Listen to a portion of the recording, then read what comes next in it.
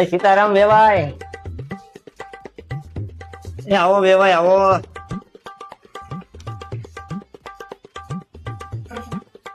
એ સીતારામ સીતારામ, એ સીતારામ સીતારામ.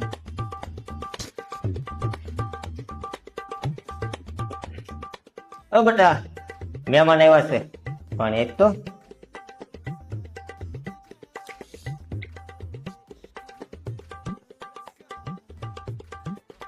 કેમ છે વેવાય? સારું છે હો વેવાય.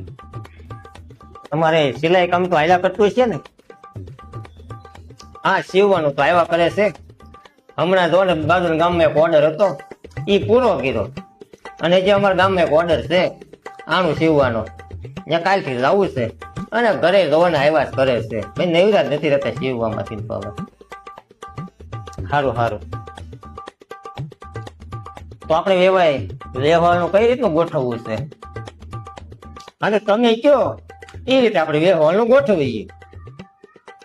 જો વેવાય, હું તો એમ કહું કે રૂપિયો નાળિયેર ગોઠવીએ આપણે. વ્યવહાર રહી છે તો 200-250 માણસો થાય, કારણ કે હગાવાળા બધાને કહેવું પડે, એટલે 200-250 માણસો તો થઈ જાય. અને પછી તમારે અહીંયાથી લેતા થઈ જાય, મારે આઈસર ભરીને અહીંયા આવવું પડે. એના કરતા રૂપિયો નાળિયેર રાખો એટલે હું ઘર ઘરના આવીને રૂપિયો નાળિયેર દઈ જાય. હા તે વાંધો નહીં, તમને સારું લાગે એમ ગોઠવીએ આપણે. તો વેવાય અત્યારે ઘરેણામાં તમે કયો એ પ્રમાણે લેતા આવજો. જો વેવાય તમને સારું લાગે એ રીતે લાવજો. અમે તમને એમ નથી કહેતા કે તમે દોરો લાવો, હાર લાવો, તમારી સગવડ પ્રમાણે લાવજો. બાયથી વ્યાજમાં ન લેતા, ખોટા વ્યાજ ભરીને તમે ઢળી લાવો. તમારી સગવડ હોય એ પ્રમાણે લાવજો. હા તે સારું, હાલો ને. અને વેવાય હમણાં 7 તારીખે ધૂળેટી આવે ને, એટલે મારો દીકરો આવશે તમારી દીકરીને તેડવા.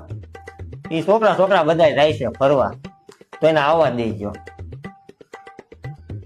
હા તે વાંધો નહીં, છોકરાને કહેજો આવે સીધા ઘરે જ વહી આવે અહીંયા.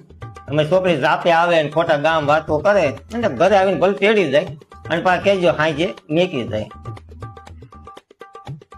એ સારું. હા તો હાલો વેવાય, જમવાનું તૈયાર જ છે, તો જમી લઈ. જમવાનો ટાઈમ થયો છે, હાલો તો.